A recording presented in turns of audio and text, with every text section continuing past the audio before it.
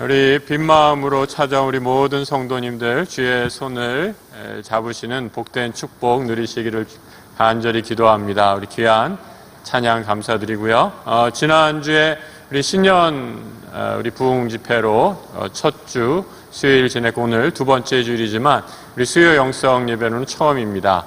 계속해서 우리 사사들의 믿음을 따라서 11번째 시간 환경이 주는 쓴뿌리를 극복하라라는 제목으로 함께 말씀의 은혜 나누도록 하겠습니다. 여러분, 오늘 그 사사는 주인공은 입다라는 사사입니다.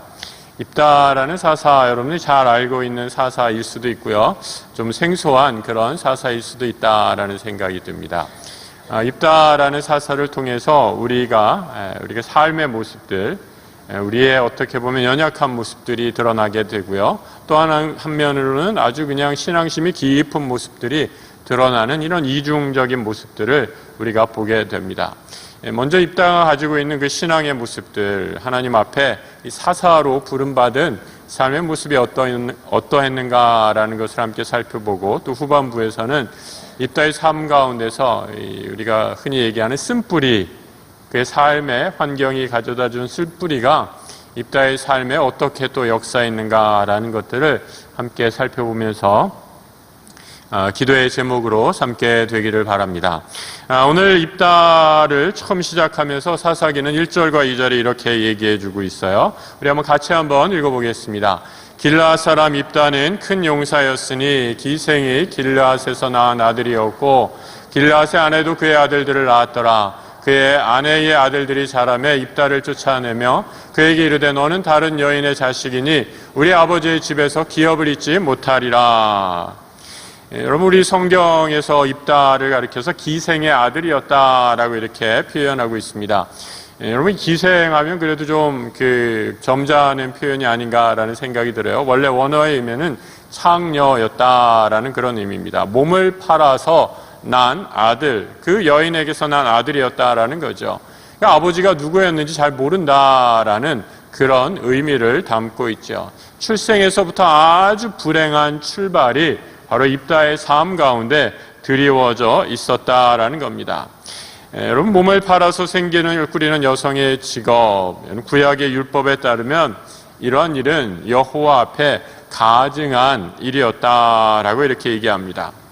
태어나면서부터 본래 소생들로부터 이로 인해 왕따를 당하게 되죠. 너는 이 집 길르앗의 사람이 아니다 라고 하면서 우리 집에서 나가라 라고 이렇게 쫓겨나게 됩니다.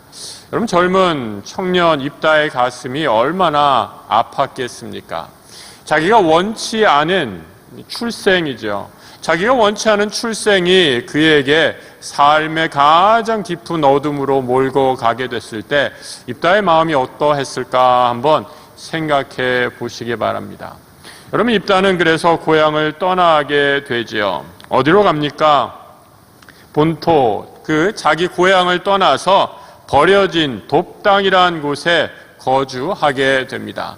이곳에 거주할 때 3절을 보면 이렇게 얘기하고 있어요. 그의 형제들을 피하여 돕당에 거주하며 잡류가 와서 그와 함께 출입했다라고 이렇게 얘기합니다. 성경에 참 재미있는 표현들이 있죠. 잡류라는 그런 표현들이 있어요. 잡류라는 말 그대로 깡패들, 건달들보다는 조금 더 질이 좀 나쁜 인간들을 의미하는 것 같아요. 그런 사람들이 입다 주위로 모여들었다라는 그런 말이죠. 여러분, 이 가슴에 한이 맺힌 사람들은요, 이 한 맺힌 사람끼리 모이게 돼 있죠. 그래서 사회에 늘 불만이 있지 않습니까? 이런 놈의 세상에서 우리가 어떻게 살 수 있는가라고 하면서 이 세상을 좀 뒤엎어 봐야겠다라는 한 맺힌 사람들이 입다 주위에 모였고, 입다가 또 그런 리더십이 있었던 것 같습니다. 아주 용사로 부름을 받았기 때문에 아주 싸움에 능한 사람이었기 때문에 쉽게 얘기하면 골목대장, 주먹대장, 그들 무리의 장수 역할을 하는 사람이 바로 입다였다라는 거죠. 성경에 보면 다윗이라는 인물도 여러분, 사울 왕에게 쫓겨갈 때 다윗 주위로 사람이 몰려들지 않습니까? 어떤 말씀이 있죠? 사무엘상 22절에 보면 다윗 주위에 애매하게 고난을 받았던 사람, 환난 당했던 사람들이 다 모여서 400명이 다윗과 함께 지냈다라고 이렇게 얘기하고 있습니다. 사무엘상 22절을 보면 환난 당한 모든 자와 빚진 자, 마음이 원통한 자가 다 다윗에게로 모였고 다윗이 그 장관이 되었는데 그 인원이 약 400명이었다라고 이렇게 얘기합니다. 쉽게 말해서 요즘으로 얘기하면 아주 사회 불만 세력이 똘똘 뭉쳐서 어디 우리가 한번 건수만 한번 잡아봐라, 이놈의 세상 뒤엎어 버리겠다라는 일종의 혁명군과 같은 그런 사람들이 되었다라는 거죠. 이 사회적으로 버림받은 사회적인 아웃캐스트, 그들의 주인공, 그들의 리더가 입다가 되었다라는 거예요. 이 본문을 이렇게 한 장 한 장 읽고 있으면 입다의 이야기들 하나하나 보게 되면 입다야말로 이스라엘판 홍길동이 아닌가라는 생각이 들 정도입니다. 홍길동 이야기랑 너무 유사한 것을 보게 되죠. 여러분, 사회로부터 버림받고 받아서는 안 될 차별을 받은 사람들이 느끼는 감정이 무엇인가? 여러분, 어떤 감정이겠습니까? 바로 분노의 감정이죠. 여러분, 최근에 분노의 감정 느껴보신 적 있으세요? 내가 당해서는 안 될 그런 일, 부당한 대우를 받았을 때 사람이 당연하게 느끼는 감정 가운데 하나가 이 분노의 감정입니다. 자신의 의지와는 무관하게 단지 누구의 자녀이다라는 이유만으로 사회에서 배제되고 버림받은 사람이 느껴야 했던 그 분노, 엄청난 것이었다라는 거죠. 도배에서 입다를 쫓았던 사람들도 이런 사람이었다라는 겁니다. 하지만 입다에게는 자신의 분노 속에서도 하나님을 향한 믿음이 있었던 것을 보게 됩니다. 입다는 잠잠히 하나님이 하시는 일을 기다리게 되지요. 길라앗이라는 지방에 암몬이라는 이방 족속들이 쳐들어오게 됩니다. 이 길라앗 장로들은 자신의 힘으로는 도무지 암몬과 싸워서 이길 수 없다라는 것을 너무나 잘 알고 있었죠.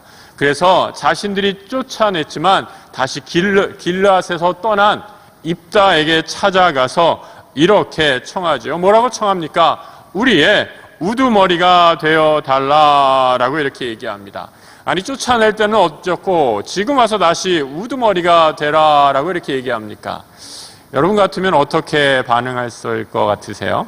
성경에서 오늘 본문 7절과 8절에서 입다의 대답이 이렇게 나옵니다. 같이 한번 읽어보겠습니다.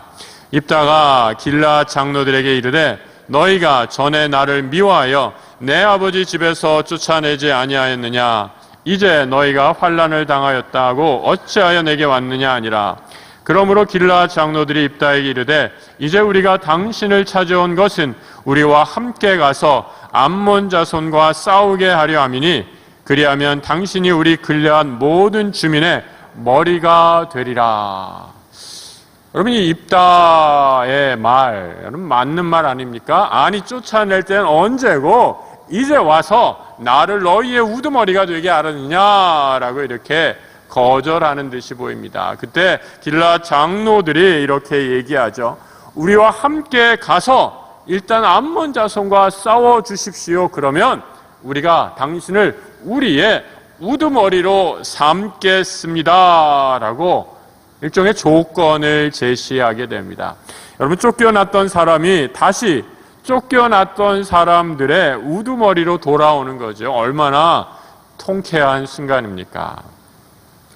여러분, 사람이 느끼는 감정의 여러 가지 감동 중에 이 분노라는 감정이 입다의 삶 속에서 이 첫 번째 느끼는 감정이었다면 두 번째, 입다의 감정 가운데 느끼는 두 번째 감정은 무엇이냐? 바로 인정 욕구라고 얘기할 수 있습니다.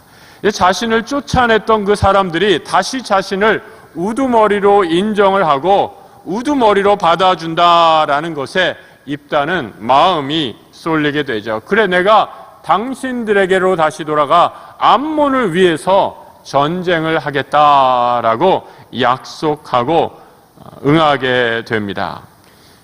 그럼 입다라는 말의 뜻이 무엇인지 아세요? 하나님께서 여셨다라는 뜻입니다. 하나님께서 여셨다. 여러분, 버림받은 인생의 길이 막힌 것 같은 그런 입다의 인생, 아무도 알아주지 않는 그런 인생의 문을 연 분 누구십니까? 바로 하나님이십니다. 오늘 이 자리에 온 우리 모든 성도들, 우리의 인생의 길이 막힌 것 같은 그런 진퇴양난의 답답한 심정 가운데 오셨다면 우리의 문을 여시는 우리 하나님을 만나시는 복되고 귀한 밤 되시길 우리 주님의 이름으로 축복합니다. 입다는 길라 장로들의 청을 수락하고 암몬 왕과 담판을 짓게 되지요. 여러분, 입다를 보면 아주 말을 잘하는 그런 달변가였음이 드러나게 됩니다. 아까 길라 장로들이 찾아왔을 때도 입다는 그냥 할 말을 다 하는 사람이었어요. 아니, 너희들 나를 쫓아낼 때는 언제고 이제 와서 나에게 다시 우두머리가 되게 하느냐라고 이렇게 얘기하죠. 이방 민족인 암몬 왕에게 찾아가서 암몬 왕에게도 똑바로 따지고 논증적으로 하나하나 예를 들어가면서 조목조목 암몬이 지금 우리 길르앗을 쳐들어온 것은 아주 잘못된 일이다라고 자신의 말을 모압 백성에게 전하고 있는 것을 보게 됩니다.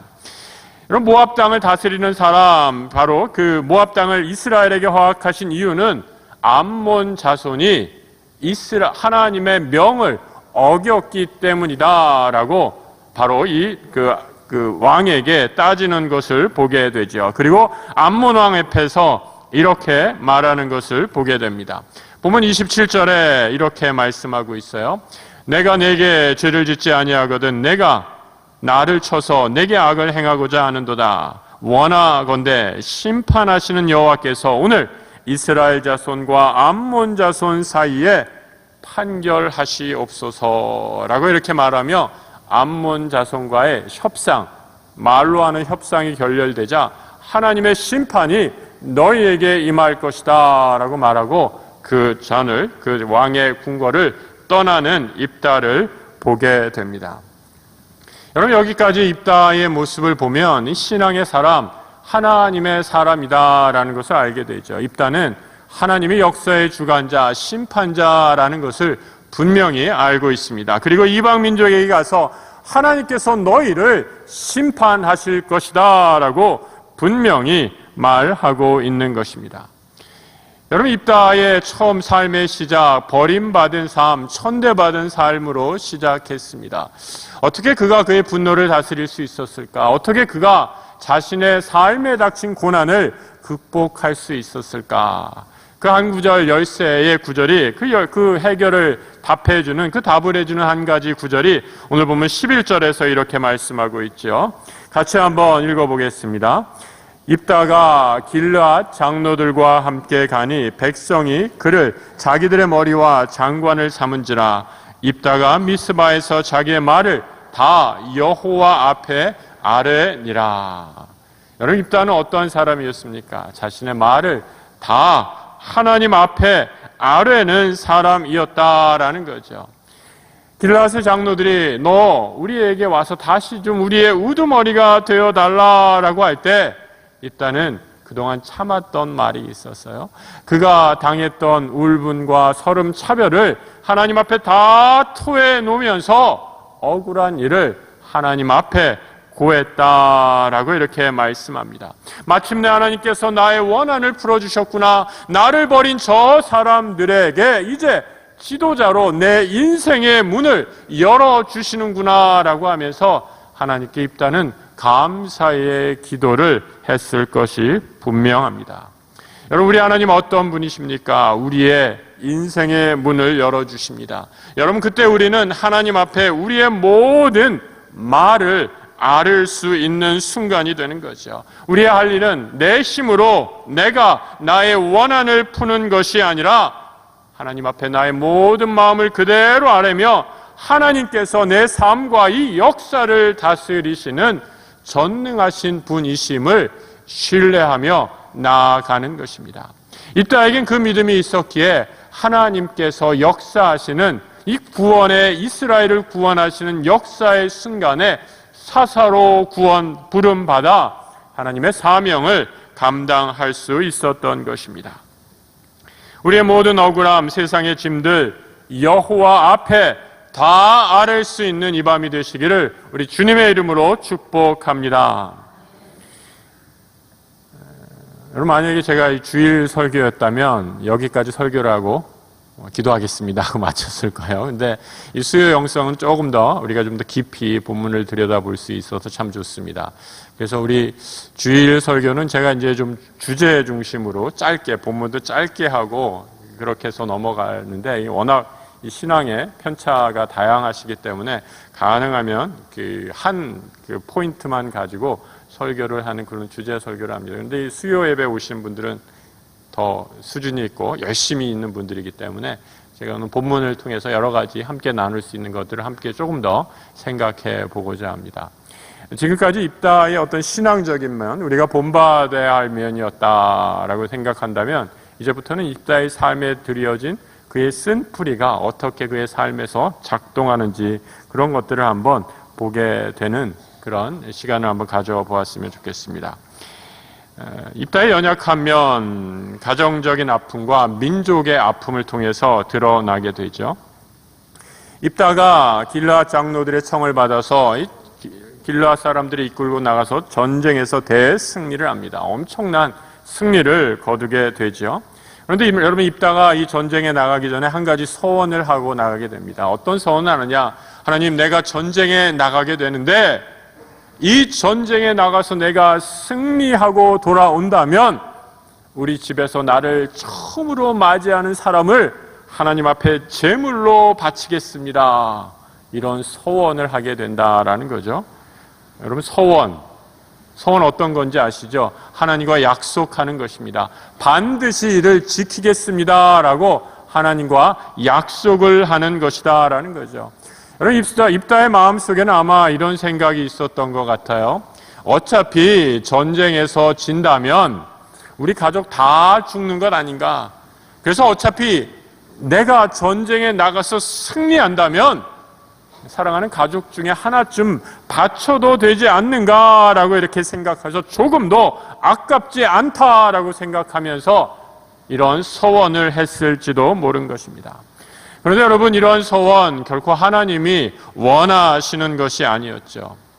여러분, 우리 하나님은 어떤 하나님이십니까? 생명을 바치는 서원, 이런 서원, 이렇게 서원을 하시려면 여러분 잘 하셔야 돼요. 하나님이 이런 서원 별로 기뻐하지 않으십니다. 우리 하나님은 어떤 하나님이세요? 우리를 위해, 나를 위해 독생자 아들을 십자가에 희생시키시면서까지 나에게 생명을 허락하시기 위해 모든 것을 아끼시는 하나님이 바로 우리 하나님이십니다. 여러분, 우리 하나님은 어떤 하나님이십니까? 아브라함이 이삭을 바치려고 할 때 아브라함을 멈춰 세우고 수풀에 걸린 수양을 대신 바치게 하는 여호와 이레의 생명의 하나님이십니다. 어찌 그런 하나님이 내 자녀를 바치라 이렇게 말씀하셨단 말입니까? 하나님 그런 말씀 한 번도 한 적 없어요. 다만 입다 스스로 이런 서원을 했다라는 겁니다. 왜 입다가 이런 어처구니 없는 서원을 했을까? 입다는 아마도 그 당시의 문화에 영향을 받은 것 같습니다. 여러분, 그 당시 많은 이방신들의 문화 가운데는 자식을 제물로 바치는 그런 문화가 있었어요. 이것을 몰래의 제사다라고 이렇게 얘기합니다. 자식을 불이 지나가는 불구덩이에 집어넣어서 그 자식을 바치는 그러한 예물을 드리는 제사, 바로 몰래의 제사라고 이렇게 말하고 있었죠.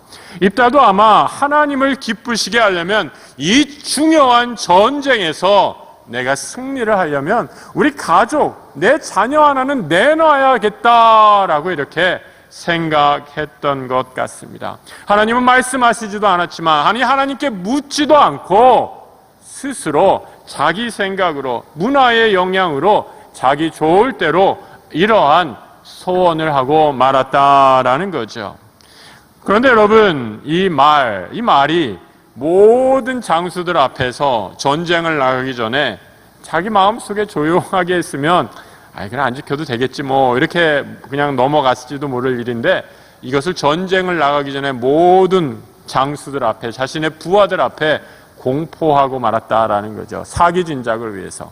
내가 전쟁에서 승리하고 나오면 내 가족 중에 나를 처음 만나는 사람을 하나님의 제물로 바치리라 라는 말에 백성들의 순간적인, 군사들의 순간적인 사기는 북돋았을지 모르지만 아주 큰 가정의 불행으로 이어지게 됩니다. 스스로 올무에 걸리게 되죠. 입다가 암몬과의 전쟁에서 승리하고 왔을 때 그의 대문에 마중을 나온 것, 그가 가장 사랑하는 입다의 딸이었습니다. 그리고 그의 서원대로 그의 딸을 번제로 바치게 되죠. 그런데 여러분, 성경은 사사기를 쭉 여러분이 오늘 11장, 12장을 쭉 읽어보시면 입다의 서원에 대해 어떠한 평가도 말하지 않고 있습니다. 하나님은 침묵하시는 것을 보게 되죠. 다만 입다의 딸을 위하여 온 길르앗이 애곡하고 참으로 슬퍼했다라고만 기록하고 있는 것을 보게 됩니다.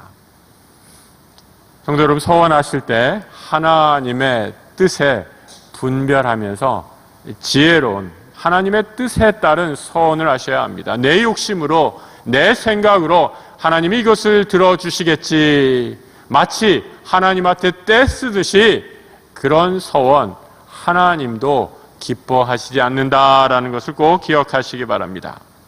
여러분, 또 하나 입다의 쓴뿌리로 인한 결과, 바로 민족 간의 전쟁이었습니다. 동족 에브라임과 전쟁을 하게 되죠. 이 에브라임 사람들이 입다가 아주 엄청난 이방 민족과의 승리를 거두게 되자 입다에게 와서 시비를 겁니다. 어떤 시비를 거느냐? 너 암몬 자손과 이겨서 엄청난 승리를 거뒀는데 그 전리품을 좀 우리와 나누어 갖자라는 겁니다. 너희 길르앗 사람들 원래 족보도 제대로 없는 사람 아니냐? 그러니 우리와 함께 나누지 않으면 너와 내 집을 다 태워버리겠다라고 협박까지 합니다. 여러분, 얼마나 황당한 경우입니까? 전쟁에 나가자 할 때는 뒷짐지고 아무런 응답도 안 하다가 이제 목숨을 걸고 전쟁에서 승리하고 왔더니 승리의 기념품을, 전리품을 함께 나누자, 이런 얄미운 사람들이 어디 있습니까? 입다가 이 일로 아주 분노하게 됩니다. 여러분, 다른 거는 다 참는데 입다를 아주 자극한 말이 있어요. 우리도 그런 말 있지 않습니까? 웬만큼 듣고 참다가 무슨 말 한번 팍 들으면 그냥 확 폭발해버리는 그런 경우 있으십니까? 입다에게 그런 말이 있었어요. 그런 말이 뭐가 있었는가? 오늘 12장 4절에 이렇게 말씀하고 있어요. 한번 같이 한번 읽어보겠습니다. 길르앗 사람들이 에브라임을 쳐서 무찔렀으니 이는 에브라임의 말이 너희 길르앗 사람은 본래 에브라임에서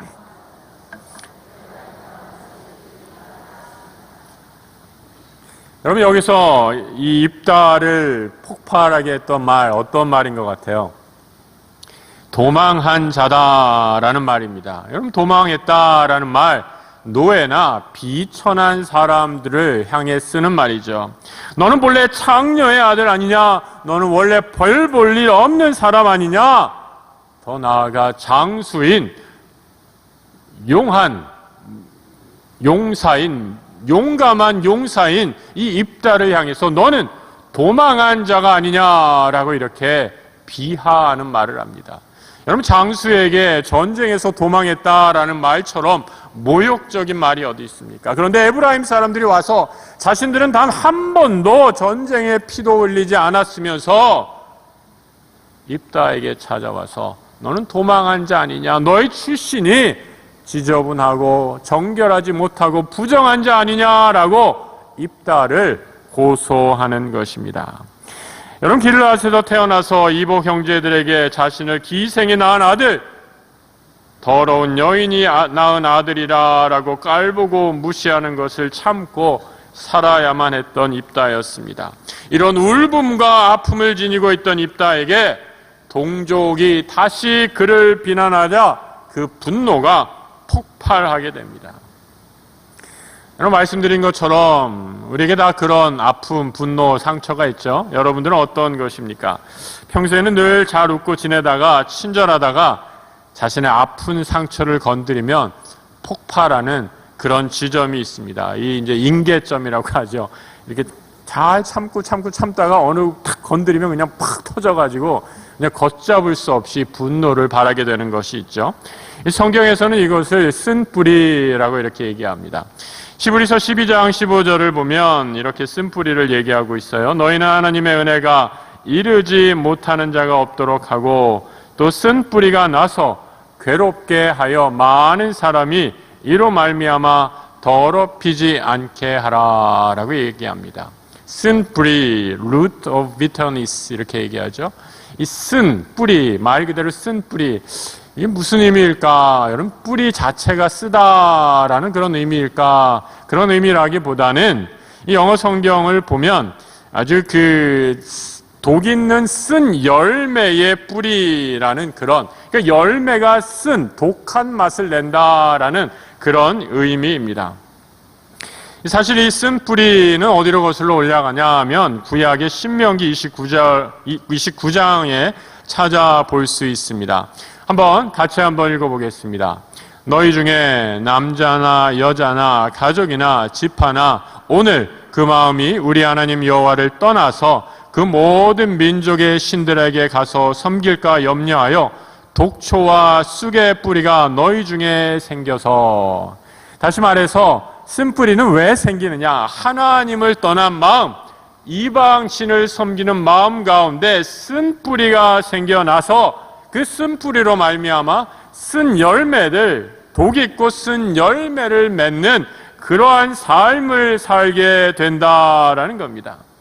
문제는 이 쓴뿌리가 분노 혹은 여러 가지 안 좋은 감정으로 드러나게 되는데, 이 쓴뿌리가 한번 터지게 되면 이것이 아주 치명적이다라는 거죠.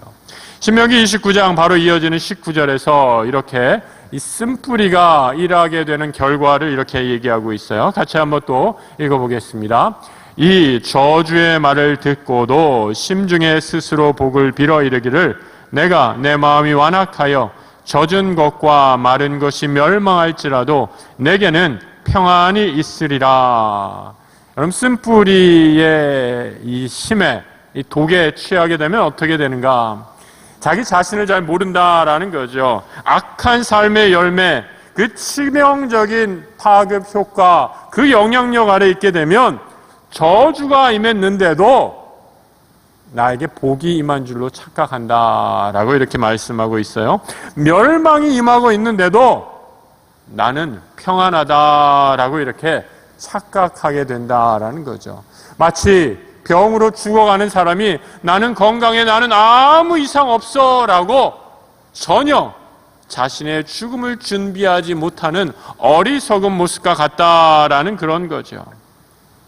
여러분, 입다의 문제는 무엇이었는가? 자신의 상처에 자신을 내어 주었다라는 겁니다.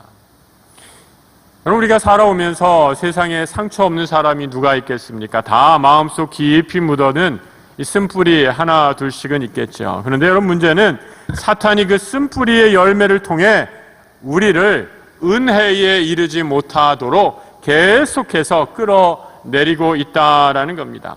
그래서 이 쓴뿌리에 나를 맡기게 되면 히브리 말씀처럼 스스로 나를 더럽히게 된다라는 거죠. 은혜에 거하지 못하게 된다라는 거죠. 자신의 참모습을 보지 못하고 회개하지 못해서 멸망의 사람이 이르게 된다라는 겁니다. 쓴뿌리를 잘 다스려야 성숙한 인격이 되는데 입다는 그러하지 못한 것을 보게 됩니다. 여러분, 사실은 많은 사람들이 내 내면에 있는 쓴뿌리를 마주 대하기를 부담스러워합니다. 심지어 두려워하기도 하죠. 왜 그렇습니까? 나의 가장 깊은 곳에 있는 아픈 상처이기 때문입니다. 입다에게도 마찬가지였습니다. 입다는 지금 전쟁에서 승리했습니다. 그리고 길르앗 장로들이 자신을 다시 민족의 지도자로 세움을 받았습니다. 아무도 그를 뭐라 하는 사람 없습니다. 그런데 같은 에브라임 민족이 와서 이렇게 얘기하는 거죠. 그의 쓴뿌리를 건드리는 거죠. 너는 기생의 아들이다.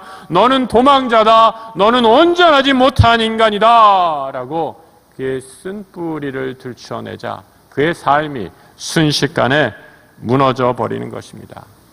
여러분, 그런 면에서 보면 에브라임 사람들도 아주 못된 사람들이죠. 사탄이 이런 사람들을 이용합니다. 어떤 사람들을 이용하냐? 말 함부로 하는 사람들을 이용합니다. 근데 여러분, 그래도 한번 가만히 한번 생각해 보세요. 말 함부로 하는 사람 그래도 견딜만 합니다. 제일 견디기 힘든 사람이 누군지 아세요? 말을 통해서 가슴을 후벼 파는 말을 하는 사람들이 있어요. 그런 사람들 경험해 보신 적 있습니까? 그 사람 말을 하면 뭐 웬만큼 그냥 뭐 이런저런 말 하는 건 참겠는데 어쩌면 그렇게 남의 가슴을 후벼 파는 말을 잘 하는지 그런 은사가 있는 사람들이 있죠. 여러분, 그런 사람, 그런 말 한마디, 쓴뿌리가 가장 강력하게 역사하는 곳입니다. 여러분, 이런 쓴뿌리가 가장 강력하게 역사하는 곳이 여러분 어딘지 아세요? 아이러니하게도 바로 그곳이 가정입니다. 왜 그럴까? 바로 서로가 서로를 가장 잘 알기 때문입니다. 여러분, 하나님께서 잘 들으시기 바라요. 지금까지 조셨다가도 지금부터 잘 들으시면 돼요. 하나님이 우리에게 가정을 허락하신 이유가 무엇일까 한번 생각해 보시기 바랍니다. 여러분, 하나님께서 우리에게 가정을 주신 이유는 이 땅을 살면서 이 천국을 경험하기 위함입니다. 우리가 서로 부족한 사람이 만나서 남자와 여자가 만나 남편과 아내로 한 가정을 이루죠. 그리고 한 몸이 되라라고 이렇게 막 축복하십니다. 한 몸 된 축복을 이루면서 서로 하나 되는 복을 누리게 하는 거죠. 서로 완벽해서 하나가 되라라는 것이 결코 아닙니다. 부족함에도 연약함에도 서로 보듬어주면서 사랑하면서 한 몸을 이루라라고 말씀하시는 것, 바로 가정을 천국의 맛보기로 허락해 주시는 하나님의 은혜입니다. 그래서 그런 가정들이 모이는 공동체가 되면, 여러분, 그런 교회가 되면 이 교회가 바로 천국과 같은 천국의 그림자로서의 역할을 합니다. 여러분, 잘 들으셔야 돼요. 가정이 천국과 같다고 했지 가정이 천국이다라고 말씀드리지는 않았습니다. 가정이 천국과 같다라는 말은 뒤집어서 얘기하면 뭐예요? 가정이 지옥과 같이 될 수도 있다라는 말입니다. 여러분, 동의하세요? 우리의 가정이, 같이 사는 가정이 지옥과 같은 가정도 될 수 있어요. 언제? 서로가 서로를 향해 가슴을 후벼 파는 칼을 들이댈 때, 서로가 서로를 향해 사랑으로 용납하지 않고 미움으로 끊임없이 다투고 분쟁하게 될 때, 그 가정은 지옥을 맛볼 수밖에 없는 지옥과 같은 가정이 된다라는 거죠. 분열과 다툼, 늘 상처와 아픔만이 있는 그런 가정이 될 수도 있다라는 겁니다. 여러분, 그래서 우리 가정을 통해서 하나님의 천국을 경험하셔야 합니다. 서로 격려하고 축복하는 말들을 하시기를 연습하셔야 합니다. 서로 부족하더라도, 잘못한 것이 보이더라도 아니야, 넌 할 수 있어, 넌 괜찮아, 너는 하나님이 세우신 하나님의 사람이야 라고 격려하면서 하늘에 천국과 같은 가정을 이루어 가시는 우리 성도들 되시길 우리 주님의 이름으로 축복합니다. 여러분, 정말 그런 가정이 되시기를 진심으로 축복하고 기도하시길 바랍니다. 여러분, 악한 에브라임 사람들의 말 한마디에 사탄이 아주 강력하게 역사하는 것을 보게 되죠. 이 말을 인해 가슴을 후벼 파는, 입다의 가슴을 후벼 파는 이 말을 통해 죽음의 역사가 시작됩니다. 말 한마디로 그야말로 죽고 사는 광란의 광기 어린 역사, 죽음의 칼부림이 시작이 되죠. 길라 사람들이, 입다가 길라 사람들을 끌고 가서 한 나루터를 장악을 합니다. 그리고 에브라임 사람들이 다 그 강을 건너야 하는데 사람들에게 물어보죠. 뭐라고 물어봅니까? 아주 오늘 재미있는 본문의 대목이 나오고 있어요. 에브라임 사람들에게 네가 에브라임 사람들이냐 아니냐라는 걸 판별하는 아주 간단한 방법. 에브라임 사람들은 SH 발음을 잘 못했다라는 거예요. 그래서 에브라임 사람들에게 십볼렛 이렇게 발음을 하라라고 이렇게 하니까 에브라임 사람들이 뭐라고 대답해요? 시볼렛 이렇게 대답했다는 거예요. 구분이 가세요? 시볼렛, SH 사운드라고 그러는데 뭐 시볼렛 한번 해보세요. 이걸 잘 하셔야 돼요. 시볼렛. 이래야지 살 수 있고, 이걸 못해서 시볼렛 뭐 이렇게 했다가는 칼 맞아서 죽는 겁니다. 이 얼마나 여러분 이 발음 하나 차이로 목숨이 왔다 가는 칼부림, 아주 광기의 역사가 성경 한복판에 기록이 되고 있죠. 이 말 하나도 4만 명이나 되는 사람, 4만 2천 명이 그 자리에서 죽음을 당했다라는 거죠. 여러분 시볼렛 무슨 중요하다고 그깟 발음 하나 때문에 사람을 죽이고 살린단 말입니까? 그것이 중요한 것이 아니라 입다에게 있던 그 쓴뿌리, 그 악한 영의 세력이 그를 죽음으로, 민족을 죽음으로, 끔찍한 사륙으로 몰고 가게 된 거죠. 그럼 우리 삶 가운데 그래서 성령이 우리를 다스려야 하는 아주 중요한 영역 가운데 하나가 어디 있는가? 우리의 혀입니다.